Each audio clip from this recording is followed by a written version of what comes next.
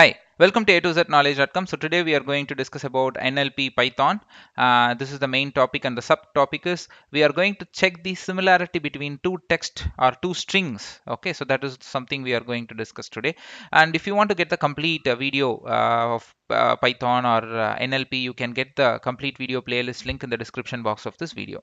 Okay, so we can get into the topic now. So you have heard about NLP, and if you are new to this, I have made some of the basic videos which will be helpful for you to understand what is NLP, and the link is already available in the description box.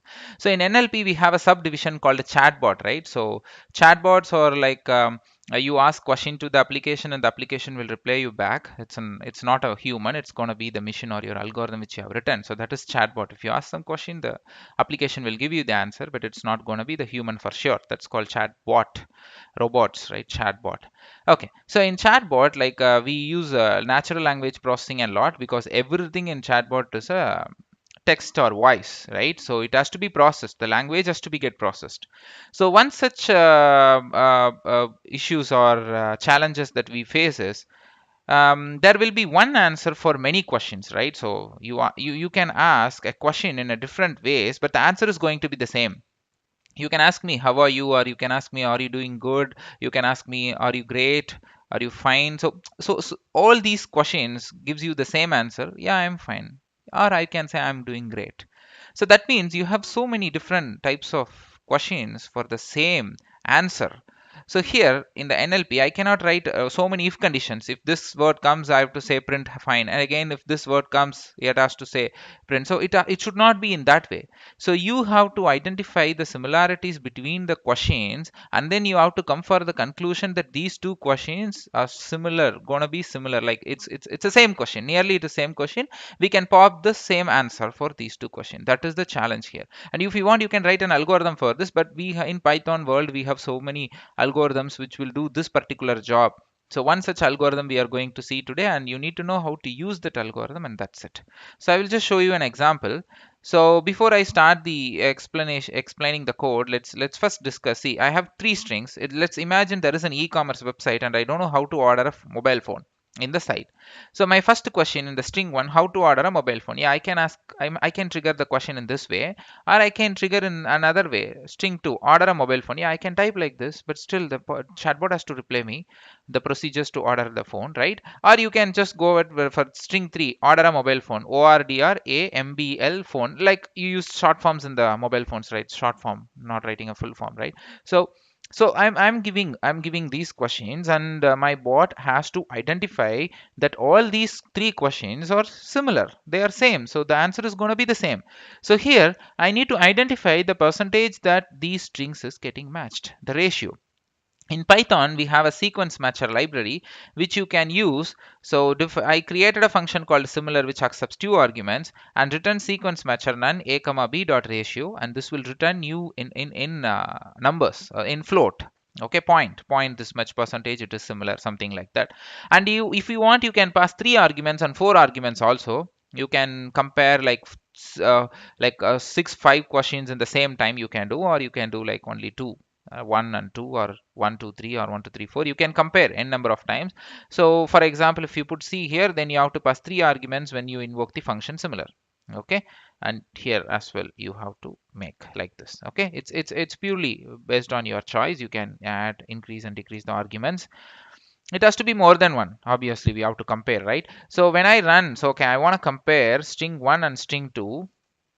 I just run this, and if you see the percentage, the point value which I'm getting is zero point 0.8, which is going to be something higher value.